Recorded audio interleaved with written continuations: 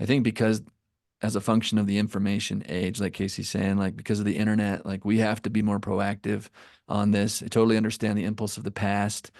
Um, and we're just not living there anymore. We're living now, and we have the context we have. And so I think that's why the church has done such a good job, like you mentioned with the saints, with the gospel topics essays, being proactive about these things. And Casey and I are trying to take our cues from that. It feels like, green light, like let's do this. One of the reasons why I love church history is our history is our theology. We believe that God the Father and Jesus Christ are separate, not just because we've gone through this theological course of reasoning, but because Joseph Smith said he saw two beings in the sacred grove. That's a historical event that has theological consequences. Mormonism with the Murph, where Larry Singh explores church history and the church's truth claims. Hello everyone, welcome back to my channel, Mormonism with the Murph, where Larry Singh explores the church's history and the church's truth claims. And I'm really excited for today's interview. I have with me two great historians, Scott Woodward and Casey Griffiths, who are scholars and historians of the church. And they also have a podcast on Scripture Central called Church History Matters. Scott and Casey, thanks for joining me. Good to be here. Good to be with the Murph. Yeah. I said to you before, I'm quite a big fan of your podcast. I found it in the past, I think 6 months or so, and you do so many great episodes covering different church history topics, and it's very, very thorough, but it's very engaging, and it's sort of like I feel like it's like a conversation, but you go over in a lot of depth, a lot of the sources, and it's a great platform. It's a great podcast for people. So I'm definitely going to promote that as well, and Scripture Central. But maybe for any of my listeners who don't know who you are, much about you, and maybe a minute or two, tell me a little about your background, with the church, some of your sort of like academic and scholarly history, and what sort of led you into being a host at Scripture Central. Why don't you go? You go first, Scott. Oh, okay. I'll tee you up, and then you can slam it down, Casey. Sure. Yeah, no. So I'm Scott Woodward. I am currently a religion faculty member at BYU, Idaho, and I've been in religious education for about 20 years now. I've been in seminary and institutes full time, help with curriculum writing. I've been down on the BYU Provo faculty for a 2-year kind of visiting professorship there while I was working on my PhD. Which was in instructional psychology and technology. And Casey likes to tease me about that because it's not a history degree.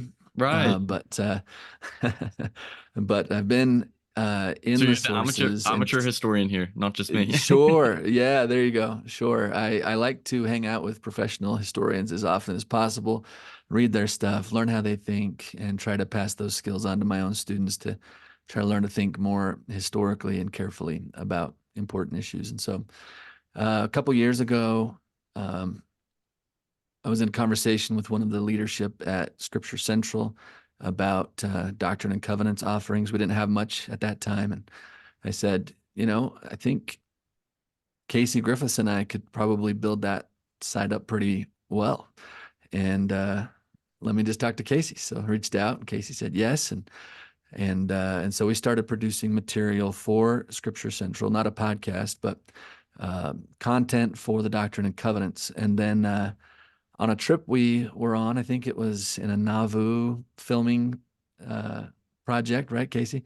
Yeah. We were just driving and said, we should do a podcast. We should just go in depth on all the topics that our students wonder about, things that are really important, things that are really controversial. And it was kind of born on the highway somewhere between Nauvoo and St. Louis, I think. And we, in some ways it's kind of selfish because, as a teacher in a classroom, you've only got about an hour to dig into one of these topics. And we just kind of been daydreaming. What would it be like to be able to have 5 hours to talk about really flush it out? To really dig deep and to get into all of it, right? And so we could just do as many episodes as we want until we feel satisfied, and then we can move on. And so that's kind of the basis behind what got us going into podcast. I love it. That is awesome. And your tagline is that you want the information about some of these church history topics to be, I'm probably going to butcher this now, accessible, comprehensible, and defensible. Did I get it right? Bam, nailed it. Man, got it. Casey, do you want to add in a little bit about yourself and your academic background in church history? I know that you're involved a lot with other branches of the Restoration, including the Community of Christ. So tell us a little about yourself.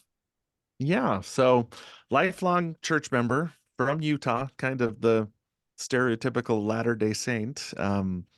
But I grew up, served a mission in Florida. I've been to England a couple times. Ooh.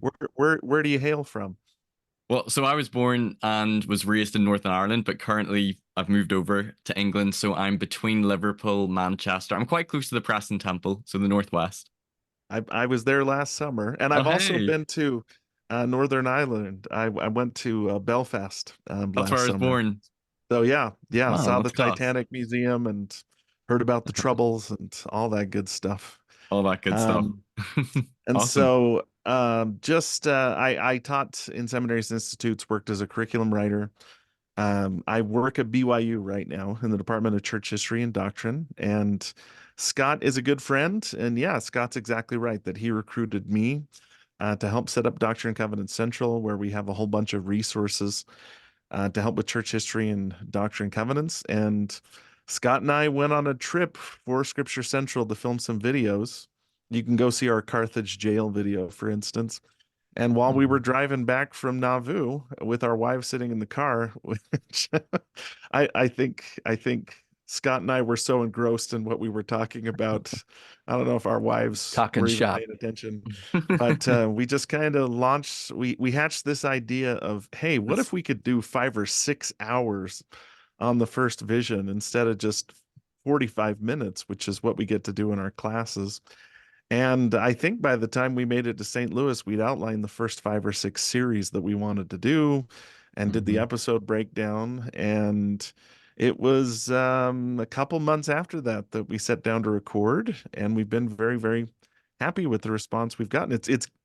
I'll just say this: we learn a ton from researching this because Yeah. we usually go in knowing the background and the basics and a lot because we teach it. But when you have to do it in this long form format where you're taking a couple hours, you really do have to do a deep dive Yeah, you into need the to do your homework sources. and be thorough and know what you're Yeah, talking yeah, about you're because you're you've got you're a lot of you're a listeners. podcaster, you know what it's like. Oh, yeah.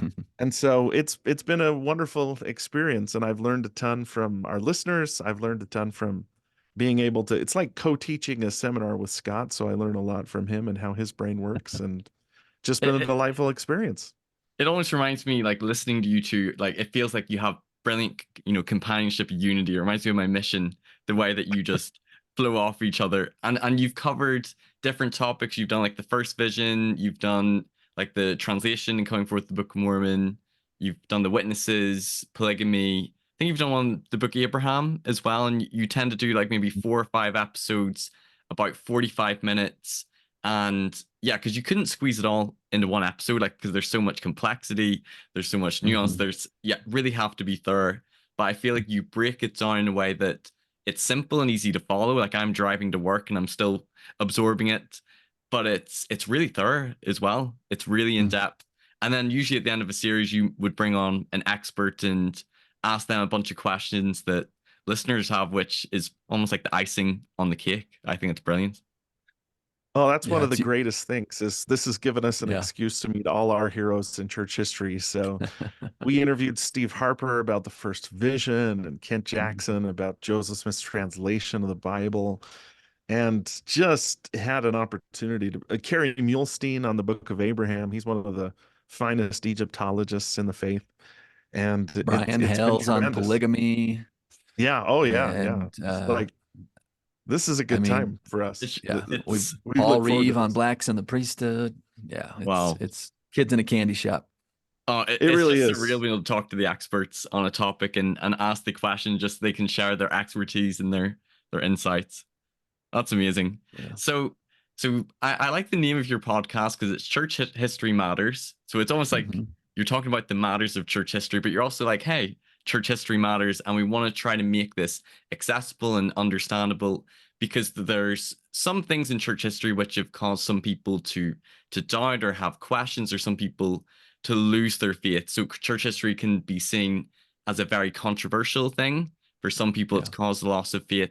Why do you think it's important to talk about some of these matters in church history that might seem, more controversial, or maybe cause some doubt? Some people in the past might have felt like maybe we just shouldn't talk about these things. Why do you think it's important to be transparent and open?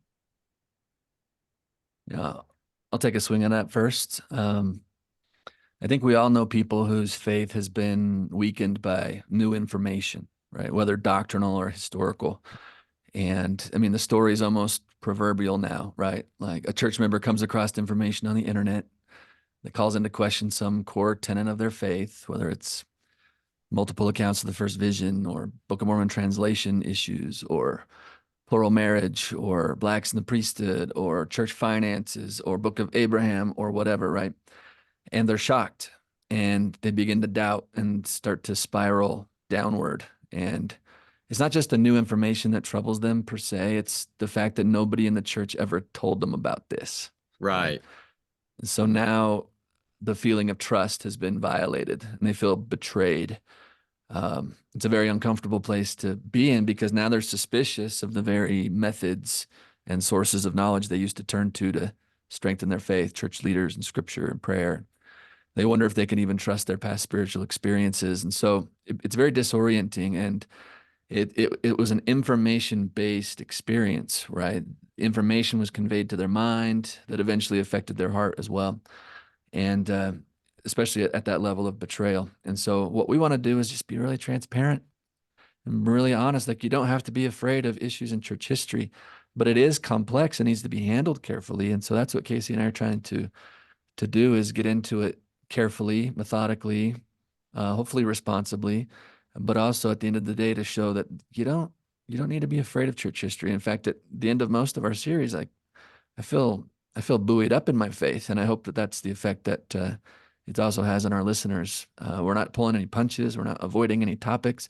We're trying to go directly into the heart of the most challenging pieces of every topic for those reasons. And so we're hoping that it helps. We're hoping that this is helpful to people because a lot of people's faith is being challenged on the level of like information, which then erodes trust. And we Right. think, well, we can probably do something about that, at least to some degree, I love that. Anything to add to that, Casey? Yeah, knowledge is power, right? And it's not that anybody has been misled, I guess, when it comes to the history of the church. It's that when you go from being a child or an adolescent to being an adult, everything becomes more complex. It's not just church history, it's American Yeah. history, it's British history, it's every type of history that's there where you grow up thinking, George Washington's amazing or Winston Churchill was the best. And then as an adult, you encounter more complex information and you kind of have to learn how to process that.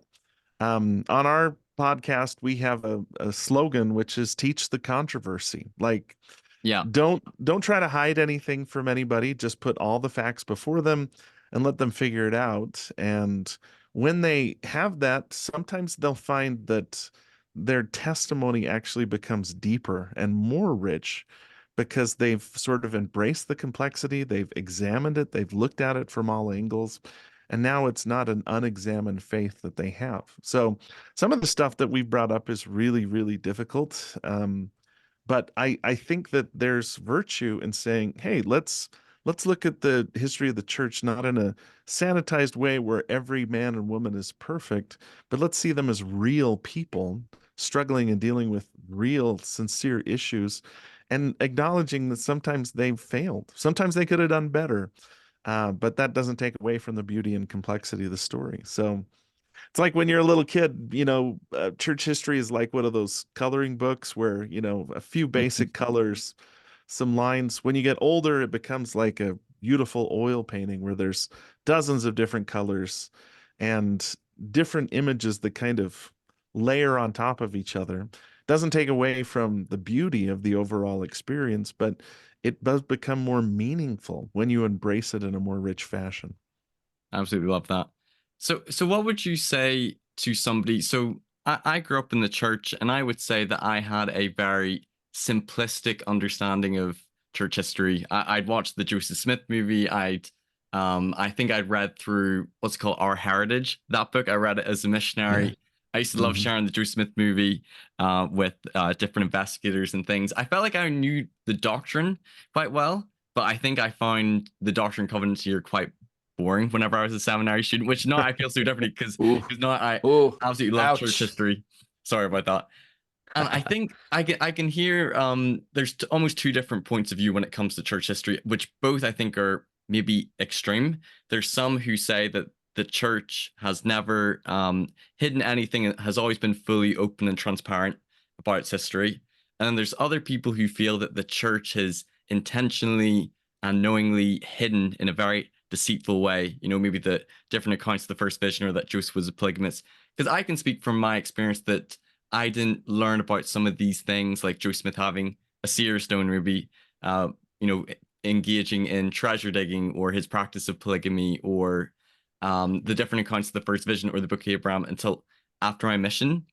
So lot of people can feel like, oh, it's been hidden from me. They feel betrayed. Why didn't I learn about this information?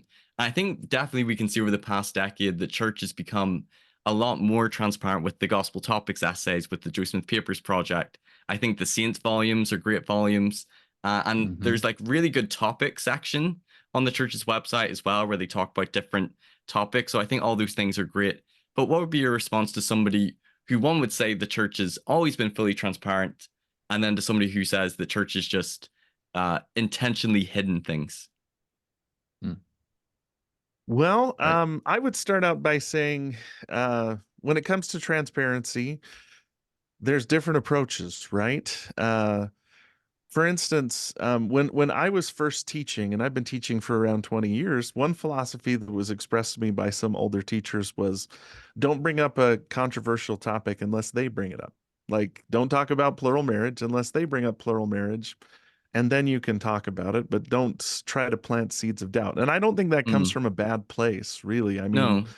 they were basically acknowledging that a person, first and foremost, whose faith is growing, and I was teaching teenagers at the time, needs a lot of encouragement, needs a lot of building up, and might not be able to handle the complexity surrounding issues too. In the last couple of years, because the internet has just made information so widely available, and some of it's good information and some of it's bad information, we have to be a little bit more aggressive in teaching people how to engage and how to recognize good information from bad information. When it comes down to it, that's a big part of the reason why the church has shifted. The other thing is that history is always changing too.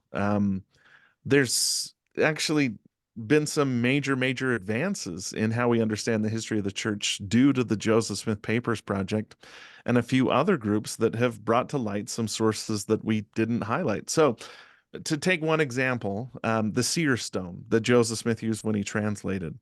Most translation narratives in the church with regards to the Book of Mormon came from Joseph Smith and Oliver Cowdery. And that's That's because right. they both died in the church. So, Oliver Cowdery was excommunicated, but he came back. Joseph Smith died in the faith. We trusted those guys.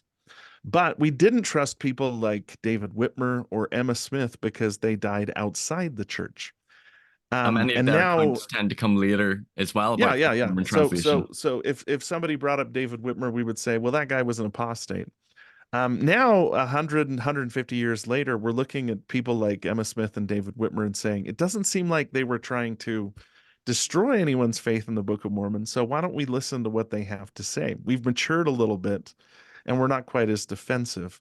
And so being willing to listen on that level has changed our historical interpretation. And even outside of that, historical interpretation is a living thing. It just changes all the time. So I think the transparency is very good, but I also understand in the past why some well-meaning church members might have had the approach to say, hey, let's keep it simple and basic so that it doesn't hurt a person's faith. It's just we're at the point now to where if we try that approach, they're gonna find something that does affect their faith. And so it's best if we take the lead and we just put everything out there and then show them how to discern between good and bad information.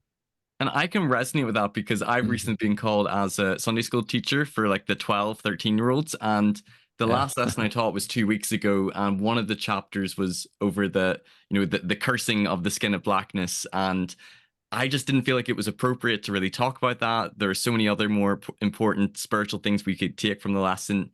But Scripture Central have done a recent video on that, and I've done a recent interview with Brent Gardner discussing the different theories or what could this mean, different explanations.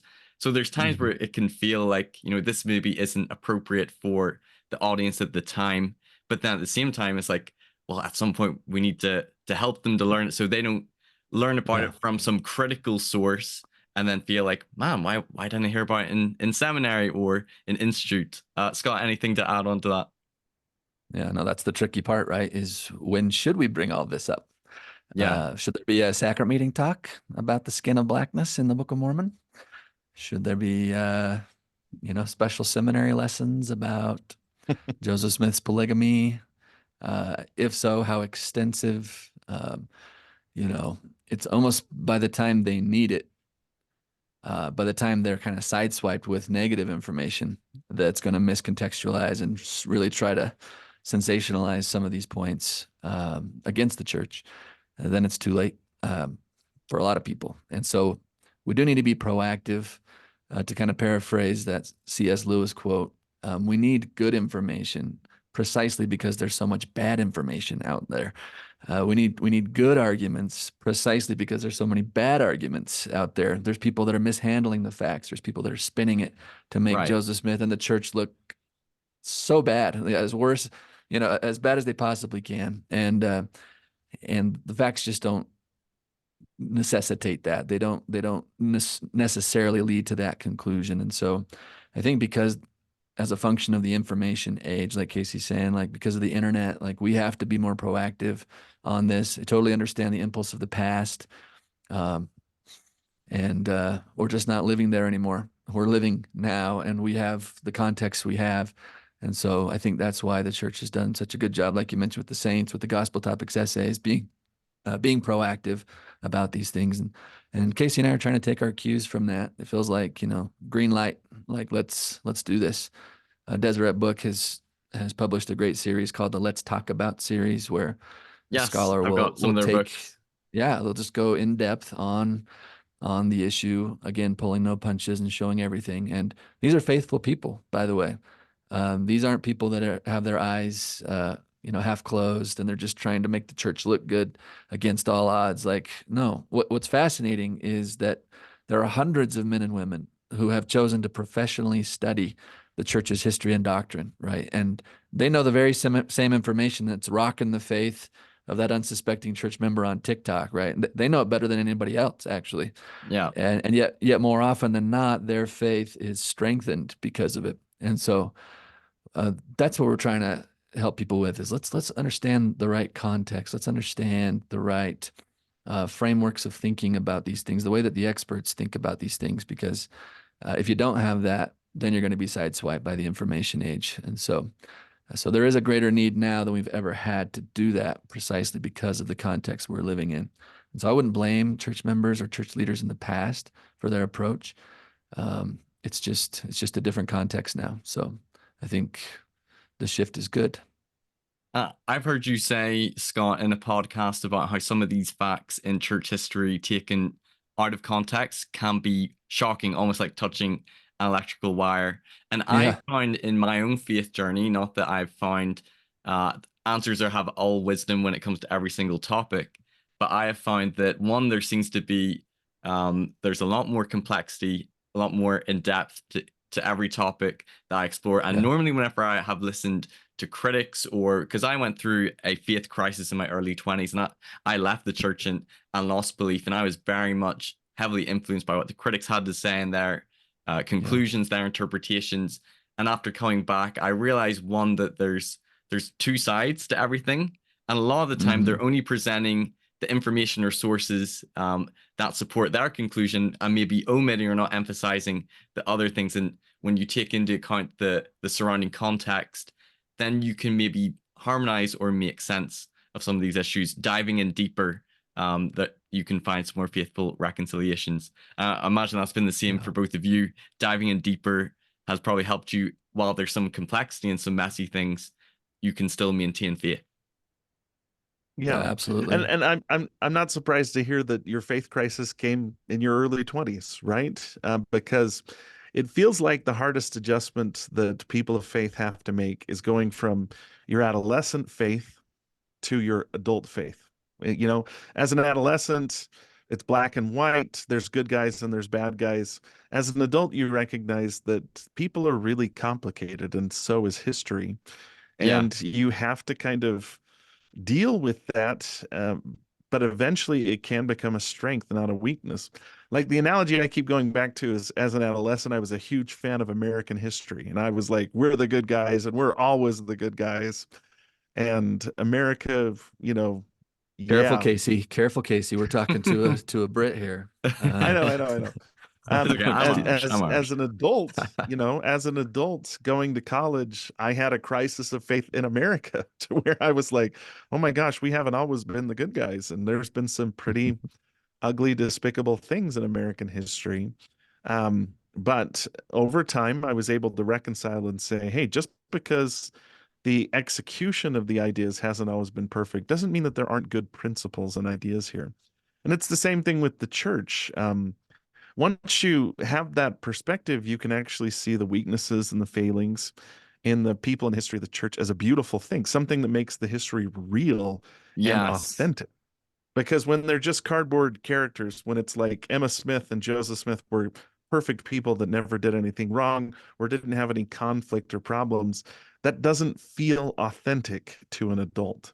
And so embracing the complexity is one of those things that's helped me and also given me not just greater empathy for them, but allowed me to identify better with them because it's hard to Right. identify with the perfect person. We're all kind of screwed up. But when we recognize, hey, this person was amazing, but they had problems, it allows us to see history as a collection of real people and not a sort of black and white story with absolutely no complexity to it.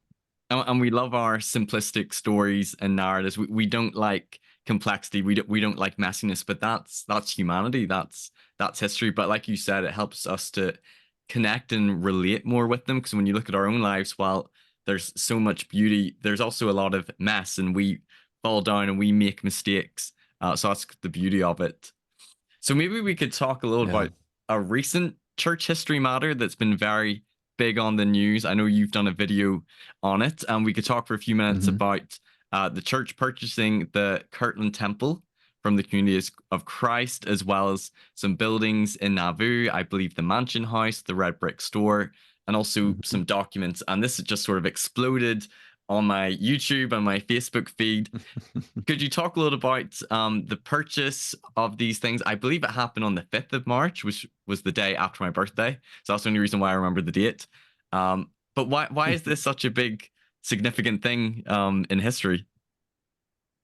Casey and I were actually getting ready to record another episode of our podcast when I got an email and he got a Facebook message. It's like almost the same time, people Yeah. announcing to us that this had just happened, and we were gobsmacked. We were shocked, and Yeah, and I think Scott actually said, I've got something I need to tell you. And I was like, what I have to say is more important. And it was the same thing. So And I wound Casey, up telling Scott, but Scott had already found out. And it was just a bombshell. It just completely took us by surprise. so you were Yeah. surprised by it because I know you're quite close with the Community of Christ. Did you hear rumors or anything that this might have been coming, or was this was just brand new news to you? I had been hearing rumors, but there are always rumors about the Kirtland Temple on a regular basis. I had been hearing more substantiated rumors from better sources, like some people that were in good circles saying that the Kirtland Temple had been sold. But that was all that I'd heard was that the Kirtland Temple had been sold. I didn't know anything about the Nauvoo properties or the artifacts. And I've written 2 books on church artifacts, and I've photographed and handled most of the stuff artifact wise that was transferred to church control last week. And I did not know that was coming. Like there were there were maybe hints, but they make more sense now in hindsight than at that moment. I was genuinely surprised at the scope Wow. of the exchange, and nobody that I know of knew it was coming outside of a small circle in Salt Lake and in Independence. So why is this so significant? Why is it just okay? They just purchased the Kirtland Temple and some buildings in Nauvoo. Why is this such a significant thing which has happened? There's two ways to, I think, answer that question. It's significant because of what those buildings represent in our history, right? So there's the historical significance of the buildings, and then there's the significance of what this means that the Church of Jesus Christ of Latter-day Saints is now the stewards of those buildings, and with the care and the professional way that they upkeep historical buildings, I think is really exciting and promising for what this means for future visitors and the teaching opportunities that will allow there. The church, or the community of Christ, has done a wonderful job upkeeping these buildings. The Kirtland Temple had started to go into disrepair a little. I've been hearing a lot. I've gone there myself. There's cracks in the plaster, and I'm sure they planned on doing something about that. But what's great is the church not only has the money and the manpower, but we have the desire to really get these things up to spec, right? Get these things up to top, condition, so that generations can continue to learn about the significance of these places. So that's one angle on why this matters so much, is because I think we're going to see, just building on the good foundation that the community of Christ already had laid there for the care of those places. On the other side, why do these buildings matter? Holy cow. They matter a lot. I don't know, Casey, I don't want to talk this whole time. Anything you want to say, first of all, about the custodianship shift to the church before we Yeah, talk about the history? that is one way that members of the Church of Jesus Christ of Latter-day Saints should look at this, is that this is a change in custodianship. It doesn't change the way any of these sites will function. And I think that's where a lot of anxiety from Community of Christ came from, because sequel to the story, about 10 minutes after Scott and I found out, and we were just freaking out, I started to see Facebook posts from my friends in Community of Christ, and they were all over the map emotionally. Mm. But I'd say the most consistent emotion was grief and sorrow. I mean, imagine if one of our temples was sold to a different church. And I tried to think of a temple that's the equivalent, and there really isn't. The Kirtland Temple is totally unique in both faith traditions. And so I started to emphasize that this is a change in custodianship, that the Kirtland Temple is still going to be open to everybody. The Kirtland Temple is not going to be converted into a temple like the Preston Temple, where it's closed to the public and you have to have a recommend to get in. And everything that they transferred to us is going to be available to the public. It's going to be there so the people can see and enjoy it. And the major takeaway should be that these buildings are going to be preserved. Community of Christ was pretty direct in saying that they just didn't have the resources to continue to preserve these on the level that they deserve to be. Our church does have those resources, and I think because of that, more and more people will become familiar with the stories associated with these sites and artifacts, and the artifacts and sites will be preserved. But Scott, tell us a little bit about theologically why Kirtland and some of these places is such a big deal, and I'll jump in too. Yeah, so with the Kirtland Temple, this is the first temple that was built in our dispensation, so it has that historical significance. Do you know what year it was built? The Kirtland Temple? Yeah, well, it was finished in 1836, dedicated in Uh-huh. March of 1836. That's right. Commanded to be built back in, I think, 1833. Yeah, Section And 88 of the Doctrine yeah, and Section Covenants. 88. And then it took some time and some prodding, but we got there. And some of the most significant spiritual outpourings ever recorded in our history happened between January and April of 1836 in or around the Kirtland Temple. I won't ruin all the history here. Excuse me. You'll have to go to Kirtland and let the missionaries tell you the whole story. But the crescendo, the capstone of that whole time period was April 3rd, 1836, where Christ himself appears in the Kirtland Temple.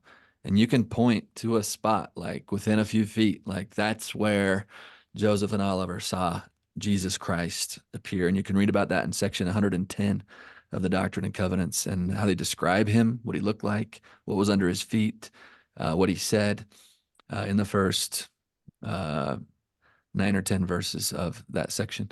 And then it transitions to 3 separate visions that happen back to back, with the coming of Moses, Elias, and Elijah in the Kirtland Temple, conferring keys to do the next phase of the work of the Lord in this dispensation, which all have to do with, in some way or another, the work that we do in temples today. So the Kirtland Temple, you can kind of think of it as a preparatory temple where we got the essential keys of authority and power to be able to do the next phase of the kind of temples that we're going to build in Nauvoo and thereafter. Things that have to do with binding husband and wife in marriage, and binding their children and every generation back all the way down through Adam, to help kind of create this incredible celestial network that Joseph Smith taught, and we believe was the very fabric of heaven. It was this interconnected network of celestialized relationships. And so those keys that are restored in the Kirtland Temple are going to kind of lay the foundation for the work that will come in Nauvoo and going forward. So that's I guess a little glimpse, pulling back of the curtain a little bit, like why that's such a significant place. Theologically, yeah. Wow. It's true. Wow. Yeah. And we can't undersell how significant that is. I mean, you can go to Israel and visit the Valley of the Doves and say, this is the place where Jesus probably walked, or go to the temple steps in Jerusalem and say, it is likely that Jesus was here, or even go to the Sacred Grove and say, somewhere in this vicinity, Jesus appeared. But Kirtland's the only place I know of where you can, down to a couple feet, say, this is a place where Jesus Christ appeared, within a couple feet. Like, you point to the Melchizedek priesthood pulpits, you can say not only was Jesus there, but Moses, Elias, Elijah, and a big change. It's still going to be a historical site, but a big change in the way Kirtland is presented to the public too, is that revelation, Doctrine and Covenants 110, which describes the appearance of Christ and those 3 ancient prophets, is not in the Community of Christ Doctrine and Covenants. So when you toured through the temple before, Community of Christ docents would talk at length about the spiritual experiences in the temple, and they might even mention that Jesus appeared in the temple, according to some account, but it wasn't part of their theological tradition either. And I've had a dear friend from Community of Christ tour me through the temple and say privately, yeah, I do believe Jesus appeared here, but it's not part of their scripture. And so another part of our scriptures, one that I find really significant, which is the appearance of a living, resurrected being. The place where that happened is now back into our hands. And that's the tip of the iceberg. Like, we could go on and on about the Nauvoo properties and everything that happened there. The first endowments were given in the red brick store, which we have the recreation of. The first ceilings probably happened in the Joseph Smith homestead. Joseph Smith's funeral was held in the mansion house. All those things have come into our stewardship. And did the first Relief Society meeting take place in, was it the Red Brick Store as well? Yeah, first Relief Society meeting in the Red Brick Store. Joseph Smith received section 132 in the Red Brick Store, section 124 in the Joseph Smith homestead. Section 124 commands them to build the Nauvoo house, which also came into our possession. And it's just thing after thing after thing. I mean, even the property, there's possibility now we could rebuild the Times and Seasons office, which was right by the Red Brick Store. That's where Joseph Smith wrote the Wentworth letter that contains the Articles of Faith and one of the earliest accounts of the first vision. And so the possibilities are endless as to what would happen with these things. And the way the story is going to be told is quite different between Community of Christ and our church. And so I'm excited to see what happens in the next couple of years with these historic sites and artifacts and how they're reinterpreted and reintroduced to the public. Wow. I feel almost more enticed to cross the pond to do a church history tour with all these purchases now. So exciting. Yeah, come over. Me and Scott will take you to all these places ourselves, because I know absolutely. There's nothing that replaces it. Talk me through all the history. We're making these videos on Scripture Central that are trying to kind of at least give everybody a look and feel for what everything's like. But there's nothing like being there yourself. No, not at all. That's awesome. Scott, did you have anything to add? Oh, well, I was just going to say one other really significant thing about the red brick store in terms of how we tell the story versus how the community of Christ would tell the story is about succession in the presidency. Community of Christ will talk about how Joseph Smith III received his blessing there to be the successor of Joseph Smith, whereas Wilford Woodruff and others who were in a meeting there in the red brick store, they call it the last charge meeting. They testify that that's the very building, that's the very space in the second floor up top where Joseph Smith conferred upon the 12 the keys of the kingdom of God so that they would be the rightful successors. So there's actually a really rich kind of succession crisis history that's involved with that and some tensions as to how the two sides tell the story as well. So it's just a brick building, but it's just dripping with so much cool history. Relief Society, Temple, Succession. Man, So so many cool. huge things happened in our history, both in Yeah. Kirtland and in Yeah. Nauvoo. So this is so exciting. Yeah. So I'm thinking of doing now for the last little bit of our interview. Unfortunately, with the change in the time zone, I got the time wrong. So we started a little bit late, so we don't have as much time as I hoped. So I'm hoping maybe in the future to bring you back and we'll talk maybe about certain topics that you've covered in your series, things like the different First Vision accounts or Joseph Searstone, the Book of Mormon translation, even into topics Sure. like race in the priesthood and plural marriage. But I'd like to ask maybe a couple of just general questions for any people who are maybe struggling with doubts, or maybe they're in a bit of a faith crisis. Maybe they've come across some, critical material or learned some things in church history that has troubled them, that they find shocking, that they feel has maybe hurt some of their, maybe prior simplistic beliefs, shall we say, maybe of the history of the church. Do you have any advice for them and any maybe resources, but any general advice or counsel? What would you say to someone who's open, who still wants to believe, but they are struggling to reconcile maybe some questions or issues that they might have? Yeah. I mean, first of all, we've been there. So you're okay. You're normal. You're not uh, bad. You're not unfaithful. You're not someone that others shouldn't associate with. You're in an okay place.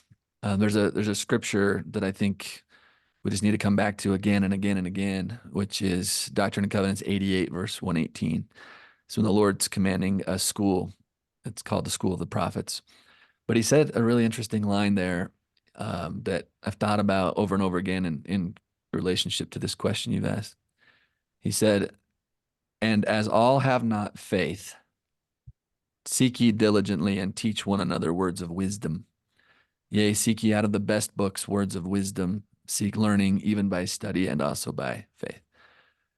I just find it so interesting that the Lord doesn't seem alarmed in that verse. He's not bothered by the fact that not everyone in the church has faith, right? He just says it really matter of factly, as all have not faith, you know.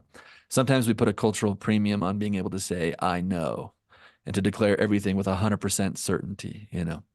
Doubt is sometimes seen as bad or even sinful, and only believing is viewed as inferior to knowing. But here the Lord speaks of not having faith as very normal, kind of understandable place to be in. And then he offers the next steps to progress. He then says, right? He then tells you the medicine. He says, seek ye diligently and teach one another words of wisdom. There's a community aspect there that he's talking about, right? Seeking together and teaching each other from the best books, to be interdependent seekers of wisdom out of these best books. So the Lord's solution to not having faith or going through a faith crisis, as we like to call it, is to keep learning, to seek learning deeper. You're now as Casey is saying, you're now at probably an adult level of understanding, and you're wrestling with your juvenile understanding of things that isn't squaring, right? It's just things aren't squaring. Things aren't as black and white. It's way more complicated. And I don't know if it's even true. I don't even know if it's real. I don't even know if I should continue to pursue this.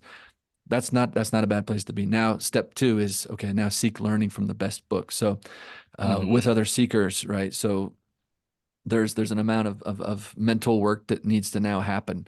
The solution isn't to pull back. The solution is to dive deeper into, right? And maybe you could speak to that, Murph, as you've come back. Yeah. Um, there's some deeper study that now needs to happen to kind of on an adult level, now level up your understanding of the complexity of the background, the contexts, the human and divine elements, the way that they come together in church history. Be more mature in your understanding about it. So, I mean, that's the beginning of what I would say. What I would offer is section 88, verse 118 is so cool, where the Lord's not, he's not bothered by you if you're struggling right now. He's not bothered by that at all. You're not a threat to anything. Like you're at a normal, good place of development. Now just take the next steps and with a community of seekers, jump into some of the best books and start digging deeper.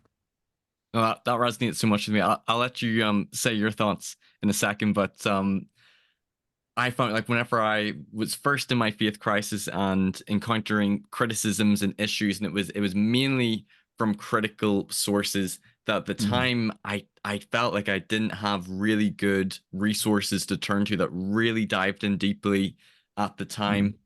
And like seeking out the best books I found as I've been doing this series, as I've been doing this channel, even though I felt like I had a decent understanding of most church history topics, whenever I've really taken a topic and wanted to dive deeply and read the best scholarship or the best research or read more books on a topic, it really has enhanced my understanding. And some things have been resolved. Other issues, which seem like really big issues with no more the context, have become smaller, or I've been able to find some positive evidence to counterbalance. But I totally agree with that. Like rather than saying people like, oh, we'll stop thinking or looking at some of these questions or issues, it's better to just fully confront them, dive in deep with both feet, but don't just listen to one side. Try to take into account what all the evidence and the best scholarship is well before you come to a sure conclusion on a matter.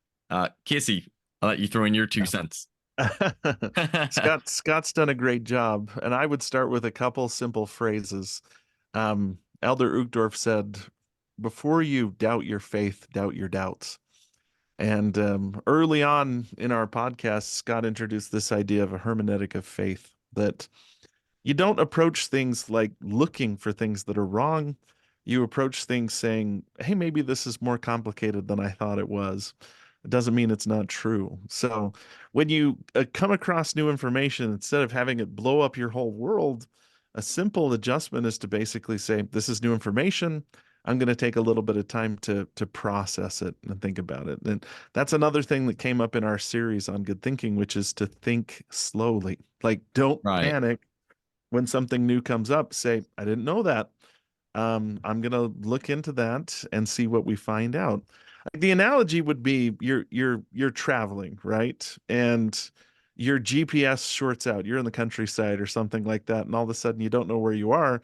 You could panic and be like, I'm lost and I'm gonna die. Or you could be like, I've just gone off my map a little bit, but look at what I'm seeing and look at how wonderful it is. And you'll usually find in church history, if you take a little bit of time and say, let me investigate this, let me look into it a little bit more deeply, that there are answers there that allow you to reconcile your values with the history of the church as well. So, like I said, a couple things. Doubt your doubts before you doubt your faith. Think slowly. Don't panic when it comes to the history of the church. Instead, try to cultivate a mindset of saying, I just learned something new today. Like, that's amazing. Because everybody tries to sit down and say, oh, I'm going to figure out the whole history of the church or the theology of the church. And you're never going to get to the bottom of either one of those. No. You're not supposed to. I mean, Jesus was around 2,000 years ago, and people are still arguing intensely over what he was and what his message was. It's okay to take a little bit of time and say, I just need to process this and work through it. And then find people that you trust and resources that are responsible. It's not a bad idea for every member of the church to know the basics of epistemology, which is just how you know what you know, and historical methodology, which is how you tell good history from bad history. Because the challenge a lot of people face is the history that sometimes throws them off track too is bad history. And so Scott and I spend a fair amount of time with our students just saying, hey, here are the hallmarks of responsible historical scholarship. And here's what irresponsible historical scholarship is. And unfortunately, in our micro communicative world where a tweet can only be 150 characters or whatever, people simplify history, and that takes away from the richness of it that exists. I think it was Winston Churchill who said a lie can make it halfway around the world before the truth has the chance to put its pants on. And so when somebody tweets something like Joseph Smith married a 14-year-old, you've got the ability to say, well, I didn't know that. Let me back up a little bit and see what I can find out about that. But before you panic and abandon and The resign your alarm bells tend to membership. go off when you first hear that. It's Yeah. shocking. I mean, I've Yeah. seen the way that Yeah. some church antagonists work, and they try to drive people to, resign their membership that night or that moment, rather than giving them time to do what the Lord has asked people to do, which is study and ponder and pray and seek witness from the Spirit, but also study out of the best books too. So it takes time, honestly. And I would say go slow when it comes to studying the history of the church, and don't panic. Yeah. Great advice. I remember whenever I, first really in depth explored the witnesses. So growing up, I would have read the testimony of the 3 and the 8 witnesses, and that was it. That's all I was aware of. I thought that was their only statement that they gave about, either seeing the angel in the plates or the 8 witnesses handling the plates. And then whenever I explored, critical information, they presented maybe, half a dozen sources from either second or third hand from like Martin Harris or others, where they talk about, spiritual eyes. I didn't really see the plates, or maybe I saw Jesus in the form of a deer, or I saw the plates as I see a city Yeah. through a mountain. And then I was like, oh, when you look at these sources, these men aren't credible. They have this magical worldview, and you can't take their official testimony in the Book of Mormon seriously. But then whenever I researched deeper and realized that, oh, critics are really focusing on a small minority of second or third hand statements, and the vast majority of their primary statements, it's faith whether or not we believe their testimonies, but they're emphatic. Like, they know they saw the angel, they know they saw the plates. And if you need to be consistent historically to look at all of the sources. Let's be transparent. Let's look at all of the sources. Don't just present the ones that go with the conclusion that you're trying to make. And then you can come to your own conclusion. And I find in many topics, may not always be the same as it is with the witnesses, but there's often two sides, and it's important, I think, to differentiate between like the facts, the sources, and then interpretations from the facts as well. Yeah, and see what you're doing, what you're modeling is perfect. You have some internal frameworks by which you're operating, right? You're thinking through, okay, I need both sides. Oh, that's a second or a third hand account. That's not a first hand account, right? So you've got this furniture in your mind that there's these kind of rubrics that you're sifting this information through, which is huge. And then the next question is, okay, so what's the best book on the 3 witnesses? Like, where do you get that? Right? And that's where you need a community maybe of friends that can say, well, the best book is called Investigating the 3 Witnesses by Richard Lloyd Anderson. There is no better book. It's a great book. But yeah, like, and he does both sides really fairly, and goes through the evidence, and it's profoundly obvious by the end of the book that the 3 witnesses have been maligned and by their critics, and they were very much not perfect, and even sometimes, did things that you and I will slap our foreheads about. But as far as their witnesses of the plates, like that's something we need to take really seriously. And it's important that we present their testimonies accurately. It's important that whether or not you believe or not, it's important to represent this is what they had to say about their experiences, and to show all of the sources, and then let people decide for themselves. Yeah, that's a matter of just basic honesty and decency. You can't be a true seeker if you're not deeply honest, I feel like. And so, don't close your eyes. Beware of confirmation bias. Look at it all carefully. Paul would say, prove all things, right? And hold fast to that which is good. And I think you'll be all right. But like Casey's saying, take time. Don't rush into any decisions or conclusions. Dig deeper. And Yeah. And recognize too that there's irresponsible history on both sides of the aisle, right? Some Yes. Sure. irresponsible history is very faith promoting, but it ultimately Right. won't be because it's not accurate. Like, Right. um, there's a story told that after Joseph Smith was killed, a member of the mob tried to decapitate him, and he was struck by a ray of light and frozen in place and had to be dragged away. And that is objectively awesome, right? I've That's not heard that's that incredible. story. Wow. It's a I great believe it. story. I It's a want to be great true. story, and Yeah, I'll tell confess it to to your having, Sunday school class Yeah. this yeah, Sunday. Yeah. the 12-year-olds will be right on the edge of their seat. But a responsible church historian, B.H. Roberts, when he was writing about the martyrdom, went back and said, "Hey, Willard Richards, who writes in a very calm, measured, responsible way, said the whole thing took place in 2 minutes. Like the mob showed up, they killed Joseph and Hiram, they were gone in 2 minutes. There wasn't time for something like this to happen. So, even though that story was faith promoting, B.H. Roberts set it aside and said it doesn't match the standards of historical scholarship that we're going to adopt. And you'll find that dishonesty, whether it's in accusing the church or whether it's in trying to build up the church, ultimately is a shaky foundation to build on. So if you want to build faith too, you have to explain your methodology, you have to show your sources, and you have to be transparent as well. Otherwise, you're going to be accused of, being a cover-up person for the church, or being dishonest in the way you deal with things. So we do try to acknowledge, when there's a different perspective, and just be responsible historians by presenting all sides, but also saying this is where the evidence points us, and this is what's probably the most accurate interpretation. I love it. And final question I want to ask you both. You're both active in believing Latter-day Saints. You believe in the authenticity of the restoration, that Joe Smith was a prophet. While you've researched and read and done lots of scholarly work on many of the controversial topics, shall we say, of church history, how are you personally able to reconcile and maybe talk about your testimony as you have been researching into church history? Hmm. You want to go first, Casey? um I got to think about that for a second.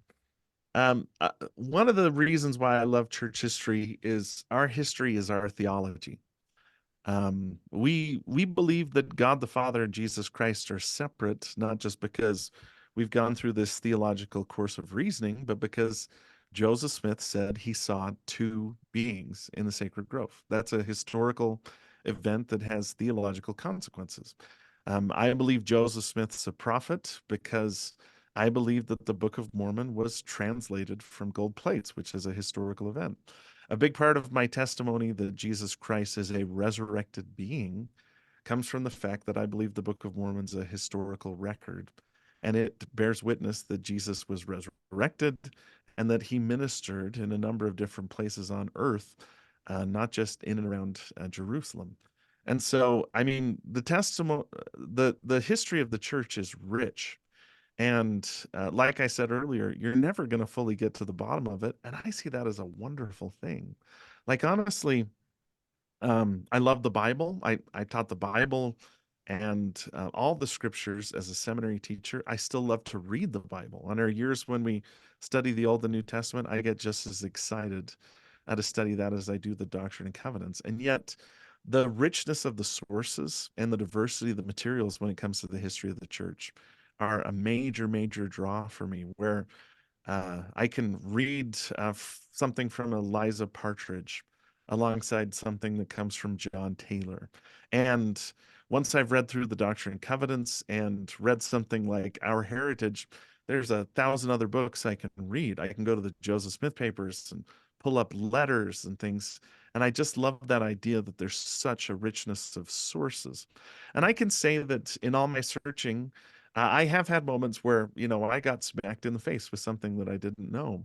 But when I took my time to just research it and look at it in a clear-minded way, I was usually able to reconcile the things that I was struggling with. And when I wasn't, I was able to overcome it because I have a witness of the Spirit of this being true. And so I think that studying church history hasn't been damaging my faith. It's been incredibly enhancing to my faith. It's made me believe more strongly in the work of the restoration. And because I believe in that, I believe really strongly in the resurrection of Jesus Christ, in the brotherhood and sisterhood that I feel with every person that I run into, and that my life has a purpose, that God has a plan for me and for you and for every single person that's out there. And that fundamentally makes me a more hopeful, optimistic person. Like, it helps me just deal with the complexities that I face in my job, my life, my family, and every aspect of my existence. So I'm really grateful for it. And it's given me a stronger testimony. But strength comes through work and labor. It's not something that is just naturally given to us. It takes a lot of effort. I love it. Well, Scott, you have the final word. Oh, wow. Um, so I'll be vulnerable and transparent here that I've always struggled when I hear people have amazing spiritual experiences, and I've sought humbly and honestly to have something like that. And I can't really pinpoint a lot other than a feeling of peace as I've prayed. I felt peace on a few occasions in a pretty profound way.